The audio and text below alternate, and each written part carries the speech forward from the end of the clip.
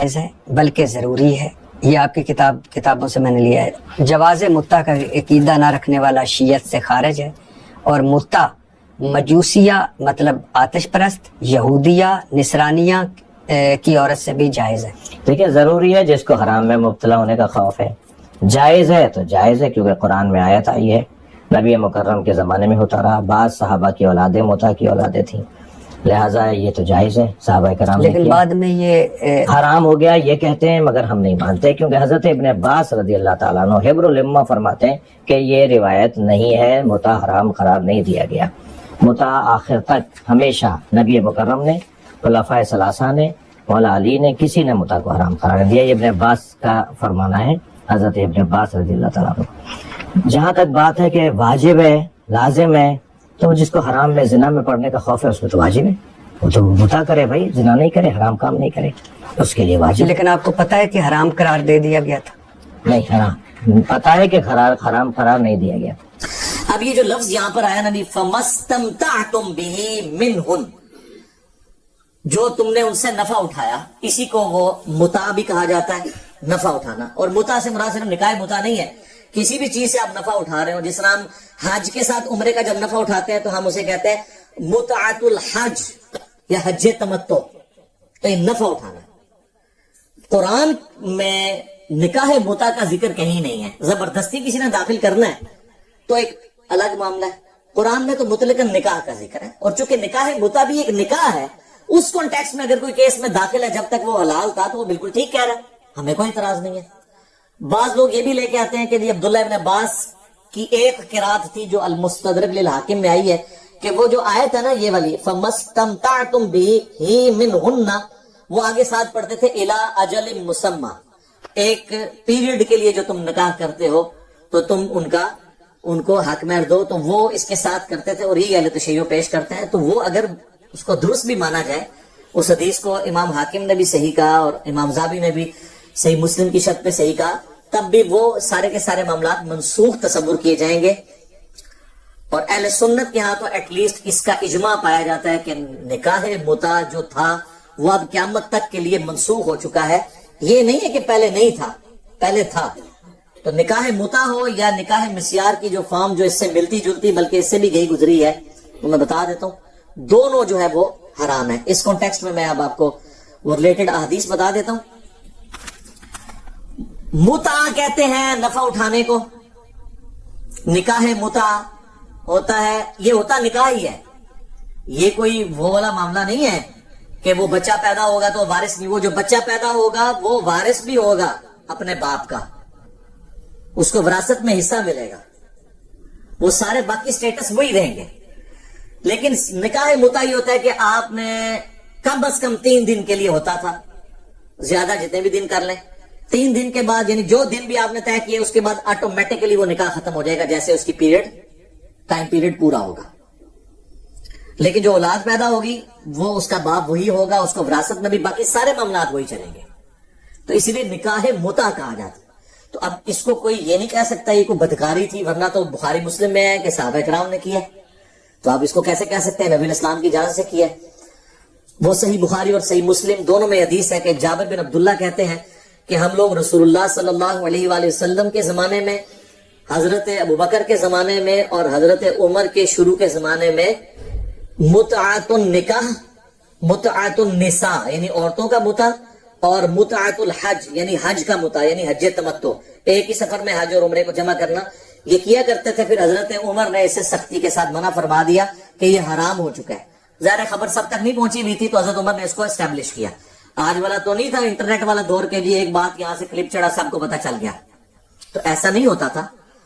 چند لوگوں کو پتا تھا، پھر آہستہ آہستہ وہ چیز اسٹیبلش ہوگی. جس طرح شراب بھی کچھ سٹیجز میں حرام ہوئی ہے، یہ بھی کچھ سٹیجز کے اندر ہوا ہے. اسی کانٹیکسٹ میں ایک اور حدیث ہے صحیح بخاری اور صحیح مسلم میں کہ مولا علی رضی اللہ تعالیٰ عنہ نے حضرت عبداللہ ابن عباس کو آبزرو کیا کہ وہ نکاح متع کے بارے میں نرم رویہ رکھتے تھے اور وہ نوجوانوں کو اس کی حق میں فتویٰ دے دیتے تھے. تو حضرت علی نے ان کو ڈانٹا ابن عباس کو اور کہا رک جاؤ اس سے. نبی صلی اللہ علیہ وآلہ وسلم نے غزوہ خیبر کے موقع پر نکاح متع سے یعنی متعۃ النساء سے منع فرما دیا. متعۃ الحج تو باقی ہے، حج تمتع، وہ تو افضل ترین حج ہے، وہ آج تک باقی ہے، وہ الگ سے حدیث ہے. اور پالتو گدوں کے گوشت کو بھی حرام کر دیا. البتہ یہ بات ٹھیک ہے کہ صحیح بخاری میں آتا ہے کہ ابن عباس فتویٰ ہمیشہ یہی دیتے تھے کہ یہ جائز ہے، لیکن صحیح بخاری میں موجود ہے جب ان کے غلام نے کہا کہ یہ اس صورت میں ہے کہ جب کوئی شخص سفر میں ہو یا عورتوں کی کمی ہو جائے اور مجبوری میں کہیں پہ معاملہ ہو جائے جہاد کے دوران. تو عبداللہ بن عباس نے کہا ہاں میں بھی اسی صورت میں اسے جائز سمجھتا ہوں، عام حالت میں نہیں ہے. اور سر حیران کن بات آپ کو بتاؤں، شیعہ بھی عام حالت میں نکاح متع کو حرام سمجھتے ہیں. جن کی بیویاں ہیں ان کے لیے نہیں وہ کہتے متع کریں جی، وہی کہتے ہیں آپ جہاد میں گئے ہیں، دوسرے ملک چلے گئے جہاں آپ اپنی بیوی نہیں ساتھ لے کے جا سکے تو وقتی طور پر نکاح کر لیں. مطلق نہیں ہے جس طرح پبلک میں مشہور ہے. اور یہ ابن عباس کا بھی موقف تھا، لیکن یہ ابن عباس کا موقف شاذ ہے، صحابہ کے اجماع کے خلاف ہے. اور اس حوالے سے امام بخاری نے بھی پورا چیپٹر باندھا ہے اور باقاعدہ اپنا قول بھی لکھا ہے کہ نکاح متع اب ہمیشہ کے لیے منسوخ ہو چکا ہے. اور صحیح مسلم میں بھی امام نبوی نے چونکہ اس کے بعد باب باندھے ہیں، مسلم شریف کے امام مسلم نے خود ہی باندھے تھے، چھوڑ دیے تھے انہوں نے بھی یہی باب باندھا ہے کہ یہ ہمیشہ کے لیے حرام ہے. لہذا اہل سنت میں تو اتفاق ہے. اس لیے اہل سنت کے علماء کی جب آپ تقاریر سنیں یا ان کی کتابیں پڑھیں تو وہ بنیادی حدیث یہی لے کے چلتے ہیں جو صحیح بخاری اور صحیح مسلم دونوں میں ہے. ایک تو ابن عباس والی بتائیے، ایک الگ سے بھی ہے کہ مولا علی رضی اللہ تعالیٰ عنہ کہتے ہیں کہ نبی صلی اللہ علیہ وآلہ وسلم نے غزوہ خیبر کے موقع پر پالتو گدوں کے گوشت کو اور نکاح متع کو حرام فرما دیا تھا. کنفیوژن کیوں پیدا ہوئی؟ وہ صحیح مسلم میں ایک حدیث ہے کہ فتح مکہ کے موقع پر نبی صلی اللہ علیہ وآلہ وسلم نے اسی سال غزوہ اوتاس بھی ہوا تھا، اس موقع کے اوپر 3 دن کے لیے صحابہ کو سفر میں، اس جہادی سفر کے دوران جب ان کی بیویاں ان کے ساتھ نہیں تھی، متع کی اجازت دے دی تھی 3 دن کے لیے. وہ جو پابندی تھی وہ وقتی طور پر نبی اسلام نے اللہ کی وحی کے ذریعے اٹھائی. اور اس کے بعد اسی حدیث میں موجود ہے، وہ حدیث روایت کی ہے صبرہ بن معبد نے، وہ کہتے ہیں پھر نبی اسلام نے اناؤنسمنٹ کی کہ اب قیامت تک کے لیے حرام ہے نکاح متع، قیامت تک کے لیے، یہ اس میں الفاظ ہیں. اور 26 احادیث ہیں صحیح مسلم میں، ایک پورا چیپٹر ہے، اس میں آپ کو کئی صحابہ سے ملے گا کہ اب یہ حرام ہے. اور وہ انٹرنیشنل نمبر ہے ان احادیث کا 3410 سے لے کر 3435 تک، 3410 سے 3435 تک. اور اس میں آپ ایک حدیث تو ضرور پڑھیے گا 3429 نمبر 3429 کہ عبداللہ ابن زبیر جب خلیفہ بنے، عبداللہ ابن زبیر خلیفہ بنے 64 ہجری کے بعد، جب مولا علی کو فوت ہوئے ہوئے کم از کم 24 سال گزر چکے تھے.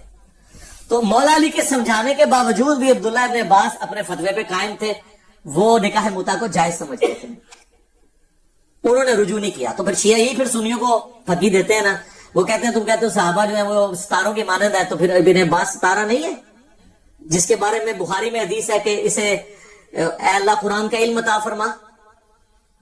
تو پھر آپ لوگ اس کو نہیں مانتے. تو ہم کیا کہتے ہیں کہ ان کا قول شاذ ہے. اور بعض لوگ کہتے ہیں رجوع کر لیا تھا، رجوع والی تو کوئی بات نظر ہی نہیں اس میں آ رہی.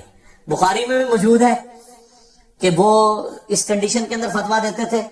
اور مسلم شریف میں آپ عبداللہ بن زبیر خلیفہ بنے 64 ہجری میں، 73 ہجری میں وہ شہید ہوئے 9 سال کے لیے، یزید کے مرنے کے بعد حجاز میں ان کی حکومت تھی. تو وہ خطبہ دے رہے ہیں، خطبے کے دوران انہوں نے عبداللہ ابن عباس کی طرف اشارہ کر کے کہا کہ بعض لوگ دنیا میں اپنی آنکھوں سے اندھے ہو چکے ہیں اور اللہ نے ان کو دل کا بھی اندھا کر دیا کہ وہ اس قسم کے فتوے دیتے ہیں کہ نکاح متع جائز ہے.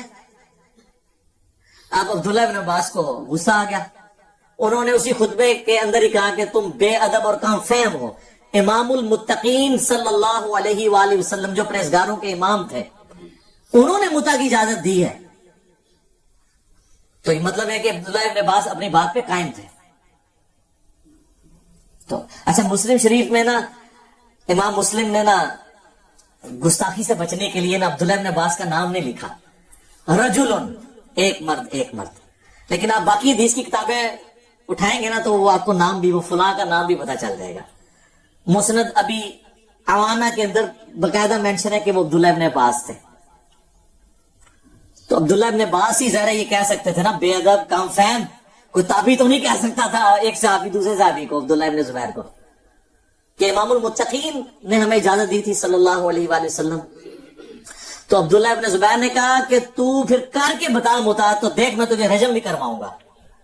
ظاہر وہ تو خلیفہ تھے، تو انہوں نے دھمکی لگائی کہ پھر ٹھیک ہے تو فتوی دینا، آپ کر ہاں، پھر تو دیکھ میں تینوں کے کرنا. اور یہ حدیث کافی لمبی ہے. اس کے بعد پھر ایک تابعی جو ہے اس کے ساتھ حدیث میں ہی آگے الفاظ ہیں، وہ تابعی کہتے ہیں کہ یہ متع جو ہے مجبوری کی حالت میں جائز تھا، جو میں نے آپ کو پہلے صحیح بخاری میں بتایا کہ عبداللہ بن عباس بھی مطلقاً متع کو جائز نہیں سمجھتے تھے، نہ شیعہ مطلقاً سمجھتے ہیں. جہاد کے دوران یا جہاں پہ بیوی ساتھ نہ ہو دوسرے ملک کے اندر، وہ تو آپ کو پتا ہے پچھلے دنوں آپ کے اہل حدیث کی بھی ایک جہادی تنظیم ہے، ان کے بارے میں میں نے اخبار میں پڑھا ہے، وہ نکاح جہاد کے لیے عورتیں گئی ہوئی تھی وہاں پہ شام کے اندر ان اہل حدیثوں سے نکاح کرنے کے لیے. وہ اس کو نکاح متع کا نام نکاح جہاد رکھ لیا ہے، وہ نکاح متع ہی سے وقتی طور پہ گئی ہیں سر اسلامی بہنیں خدمت کرنے کے لیے. تو یہ حرام ہے. اب یہ معاملہ حرام ہو چکا ہے، جس طرح شراب اب ہمیشہ کے لیے حرام ہے، یہ حرام ہے. حضرت عبداللہ بن عباس کے قول کو ہم درست نہیں مانتے. تو وہ صحیح مسلم کی حدیث میں وہ آتا ہے، وہ تابعی کہتے ہیں کہ جس طرح مردار کھانا مجبوراً جان بچانے کے لیے جائز ہو جاتا ہے، اس صورت میں جائز ہے، مطلقاً یہ جائز نہیں ہے. اور پھر آگے وہ جو صحابی جنہوں نے یہ حدیث بیان کی ہے کہ قیامت تک کے لیے حرام ہو گیا، ان کا بیٹا عمر بن عبدالعزیز کو، جو خلیفہ تھے بنو امیہ کے، اور لیکن مجدد بھی ہیں، کیونکہ بنو امیہ کی ساری غلط کاریوں کو انہوں نے درست کیا الحمدللہ. تو عمر بن عبدالعزیز کی موجودگی میں نا، وہ اسی صحابی کا بیٹا جو صبرہ بن معبد کا بیٹا ہے، ربیع بن صبرہ، وہ عمر بن عبدالعزیز کو یہ حدیث سناتا ہے کہ میرے باپ نے خود بھی نکاح متع کیا تھا، اور انہوں نے مجھے بتایا تھا کہ نبی اسلام نے فتح مکہ کے موقع پر چند دنوں کے لیے اجازت دی تھی، پہلے خیبر کے بعد حرام ہوا، اور پھر جب یہاں حرام ہوا تو وہ ہمیشہ کے لیے حرام ہو گیا غزوہ اوتاس کے موقع پر فتح مکہ والے سال. اور وہ جو روایت بیان کر رہے ہیں وہ کہتے ہیں میں وہاں پہ موجود تھا عمر بن عبدالعزیز کے پاس. اچھا، یہ ساری جو مسلم شریف کی حدیث ہے نا، یہ مسند ابی عوانہ کے اندر بھی آتی ہے، اور وہاں پہ وہ رجل ان کے نام بھی موجود ہے کہ وہ عبداللہ ابن عباس تھے. اور اس کے آگے یہی ربیع بن صبرہ کہتا ہے کہ عبداللہ ابن عباس نے مرنے سے پہلے اپنے فتوے سے رجوع کر لیا تھا. لیکن یہ الفاظ مسلم میں نہیں ہے، بخاری سے بھی یہی پتا چلتا ہے کہ کوئی رجوع نہیں کیا.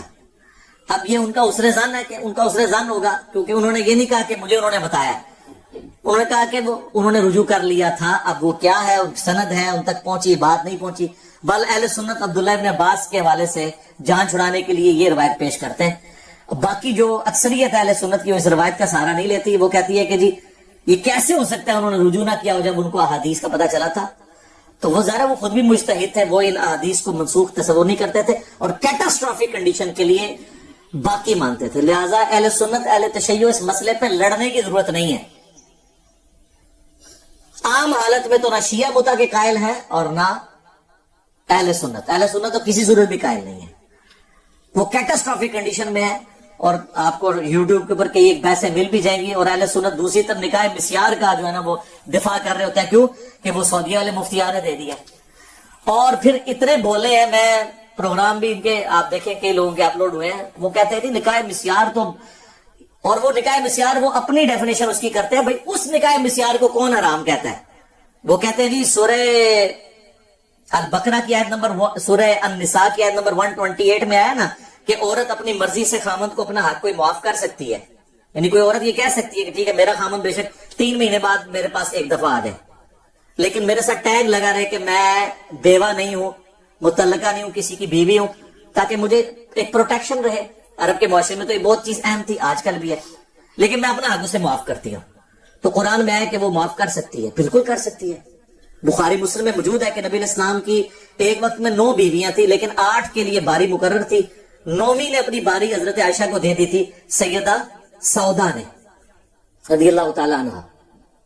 اور وہ ابو داؤد میں آتا ہے کہ انہیں خدشہ ہوا کہ میں بہت بوڑھی ہوں، تو نبی الاسلام مجھے کہیں طلاق ہی نہ دے دیں. حالانکہ آپ نے کیا طلاق دینی تھی، انہوں نے خود ایزیوم کیا. تو انہوں نے حضور کو خود ہی کہہ دیا کہ میں قیامت والے دن بھی آپ کی بیوی بن کے اٹھنا چاہتی ہوں، تو میں تو ویسے بوڑھی ہوں، مجھے خاوند کی حاجت نہیں ہے، میں اپنا حق معاف کرتی ہوں، میں اپنی باری سیدہ عائشہ کو دیتی ہوں. اور حضرت عائشہ اتنی ان کی قدر کرتی تھی، وہ کہتی تھی کہ کاش میں سودا کے جسم کا ٹکڑا ہوتی کہ اتنا حوصلہ کسی بیوی میں ہو سکتا ہے کہ وہ اپنی باری اپنی سوکن کو دے دے. یہ بھی اس حدیث کے اندر موجود ہے بخاری اور مسلم میں. تو وہ حق آپ نے چھوڑا. وہ کہتے ہیں جی یہ حق تو خامد کے لیے بیوی چھوڑ سکتی ہے اور دوسری بیوی کو دے سکتی ہے. تو نکاح مسیار بھی یہی ہے. مارنا جاتے اگر تیرا یقین ہوتا یہی ہو اگر نکاح مسیار, تو اس کو کون کہے گا حرام؟ مسیار کا مطلب ہے سیر والا نکاح. بس کبھی کبھار سیر کرنے کے لیے آپ چلے جائیں اس بیوی کے پاس تاکہ بس سر یہ میری بیوی ہے. لیکن یہ سیر والا معاملہ دوسرا بھی ہے. عرب میں شیخ یہ نہیں کر رہے ہیں. وہ مفتی اعظم سعودیہ کا فتویٰ ہے عبدالعزیز بن باز کا, جو فوت ہو چکے 99 میں, کہ جو عرب لڑکے یورپ اور امریکہ میں پڑھنے جاتے ہیں 3 سال 4 سال کے لیے تو اپنی بیوی کے ساتھ نہیں لے کے جا سکتے. وہاں پہ اپنے ذہن میں رکھتے ہوئے کسی عورت کے ساتھ شادی کر لیں کہ میں جاتے ہوئے اسے طلاق دے دوں گا, کل نہیں, بسانے کی نیت سے نہیں. اور کہتے ہیں اگر یہ کہا نا کہ میری 3 سال کی پڑھائی ہے اور 3 سال کے لیے نکاح کرتا ہوں تو یہ نکاح متع بن جائے گا اور وہ تو حرام ہے. دیکھو تو ذہن میں رکھ لیں. اب مجھے ایمانداری سے بتائیں نکاح متع پھر زیادہ برا ہوا یا یہ والا سو کارڈ نکاح مسیار کے جس میں آپ دھوکہ بھی دے رہے ہیں؟ اس سے تو بہتر تھا اگر آپ نے چلنا ہی تھا تو 3 سال کے لیے کر لیتے. کہتے ہیں نہیں, خود ذہن میں رکھیں اگر آپ نے ٹائم پیریڈ طے کیا تو وہ تو نبی نے حرام فرمایا ہوا ہے. وہی بات ہے کہ ماں باپ کو اف تک مت کو, گالیاں نکال لو, مار بھی لو, یہ وہی چیز ہے. اور یہ ہے وہ نکاح مسیار جسے ہم کنڈیم کرتے ہیں. اور پاکستان میں شیخ زبیر علی رحمہ اللہ تعالیٰ کہتے تھے یہ زنا ہے. اور جس نکاح مسیار کا یہ لوگ دفاع کر رہے ہوتے ہیں اہل حدیث, اس کو کون حرام کہتا ہے؟ اسے کوئی بھی نہیں حرام کہتا, وہ تو قرآن میں اجازت ہے. نکاح مسیار خام خواہ جنون کا نام خرید رکھ دیا ہے. یہ اسی طریقے سے جب ہم بنو میاں کو رگڑا لگاتے ہیں نا تو یہ کہتے ہیں وہ جی حضرت عثمان بھی بنو میاں میں تھے. وہ بھائی حضرت عثمان کا تو ہم ذکر ہی نہیں کر رہے, ہم تو خلفائے راشدین کے بعد والی بنو میاں کی بات کر رہے ہیں. تو وہ حضرت عثمان کے پیچھے چھپنے کی کوشش کرتے ہیں. یہاں پہ بھی مسیار کا جب ہم رد کرتے ہیں نا تو کہتے ہیں نہیں مسیار تو یہ ہوتا ہے, تو قرآن میں اجازت ہے جی, حضرت سودا نے بھی چھوڑ دی ہے. اور سر اس کی نہیں بات ہو رہی, یہ بات ہے. اور یہ پریکٹیکلی یہ کیس ہوا ہے. مجھے خود ایک اہل حدیث عالم نے 3 دن پہلے میری ان سے بات ہوئی اس ٹاپک پہ, تو انہوں نے کہا میرے تو یہ گھر کی بات ہے. وہ کہتے ہیں میرا بہت قریبی رشتہ دار ہے اور پاکستان لیول کے اہل حدیث عالم ہے, میں ان کا نام نہیں بتاتا. تو وہ کہتے ہیں میرے گھر کی بات ہے کہ سعودی عرب کا ایک نوجوان گیا فرانس میں پڑھنے کے لیے. اس نے وہاں پر فرانس کی کوئی شاہی خاندان جو چلتا آ رہا تھا اس کی کسی لڑکی کے ساتھ نکاح مسیار کر لیا. اور جب پڑھائی کے لیے واپس آیا اس میں سے اس کا ایک بیٹا بھی پیدا ہوا. جب واپس آیا اسے طلاق دے آیا اور کہا کہ میں نے تو مفتی اعظم سعودیہ کے فتوے پہ عمل کیا ہے. اب شاہ عبداللہ کے فرانس گیا تو وہ لڑکی وہاں پہنچ گئی. سر وہاں تو پھر جوڈیشری آزاد ہے نا. اور انہوں نے شاہ عبداللہ کے سامنے پیش کیا کہ یہ آپ کی بہو ہے, لے کے جائیں اسے ساتھ. یہ کر گیا آپ یہاں دھوکہ. شاہ عبداللہ نے کہا ٹھیک ہے تم آ جاؤ سعودیہ, تمہارا ویزا لگا. سعودیہ ہے, اس لڑکے کو بلا کے شاہ عبداللہ نے کہا جو پچھلے والے کنگ تھے کہ یہ تو تیری بیوی تھی. تو اس نے کہا جی میں نے مفتی اعظم کے فتوے پہ عمل کیا ہے. وہ مفتی سارے پاس ہی لیٹ اٹھتے رہے. حالانکہ انہی کے لیول کے ان کے پاس جو مفتی اعظم تھے نا صالح العثیمین, انہوں نے بن باز کا رد کیا ہے کہ اس کا یہ حرام ہے فتویٰ. وہ نہیں تھے اس فتوے کو جائز سمجھتے, وہی سعودیہ سے ان کا رد ہوا. تو شاہ عبداللہ نے کہا بھی اس کو بساؤ. اس نے کہا میں نے نہیں رکھنی. اور نقصان کیا ہوا, اس کا جو بیٹا تھا جو مسلمان تھا اس کا نام میں نہیں بتاتا, پھر یہ پہنچ جائیں گے کس کی بات کر رہے ہیں. نام بھی مجھے پتا ہے. وہ اس نے اپنی بہن کو دے دیا. وہ اب آج عیسائی ہے اور جوان ہو چکا ہے. اور یہ جو اہل حدیث عالم کہتے ہیں کہ میرا بہت قریبی رشتہ دار, بہت ہی قریبی, اب وہ میں رشتہ بھی نہیں بتاتا ورنہ تب یہ پہنچ جائیں گے, جو سعودی نیشنل تھا, اس نے پھر والنٹیئرلی پھر شاہ عبداللہ نے کہا یار کوئی تم میں سے ایسے شادی کر لے. تو اس نے پھر اس کے ساتھ شادی کی کہ یار ہماری عزت رہ جائے. اور اس کی وجہ سے اس فرینچ عورت کو نیشنلٹی بھی مل گئی. اور مزے کی بات, وہ آخری وقت تک ابھی بھی زندہ ہے, وہ سعودیہ میں رہ رہی ہے. وہ اس نے اسلام نہیں چھوڑا, وہ مسلمان ہی ہے. اور مسلمانوں نے مفتیوں کے فتووں کے ساتھ یہ کیا ہے. یہ وہ فتویٰ ہے جس کو ہم حرام سمجھتے ہیں اور نکاح متع سے بدتر سمجھتے ہیں, اس طرح کے نکاح مسیار کو. اور آپ جس طریقے سے چھپنے کی کوشش کر رہے ہیں اس نکاح متع کو, پاگل ہے جو نکاح مسیار کو حرام کہے گا. وہ والا مسیار اور ہے, یہ مسیار اور ہے, سیر سپاٹے والا. ٹھیک ہے جی. اللہ تعالیٰ سے دعا جو حق بات میں نے کہی اللہ تعالیٰ ہمارے دلوں میں راسخ فرمائے. اگر جذبات میں میرے منہ سے کوئی غلط بات نکل گئی اللہ تعالیٰ ہمارے دلوں سے معاف کر دے, ہمیں معاف بھی فرما دے. ہمیں کتاب و سنت کی تعلیمات پر عمل کر کے دوسرے بھائیوں تک پہنچانے کی توفیق عطا فرمائے. سبحانک اللہم و بحمدک اشہد ان لا الہ الا انت استغفرک و اتوب الیک وما علینا الا البلاغ المبین. جزاکم اللہ خیر.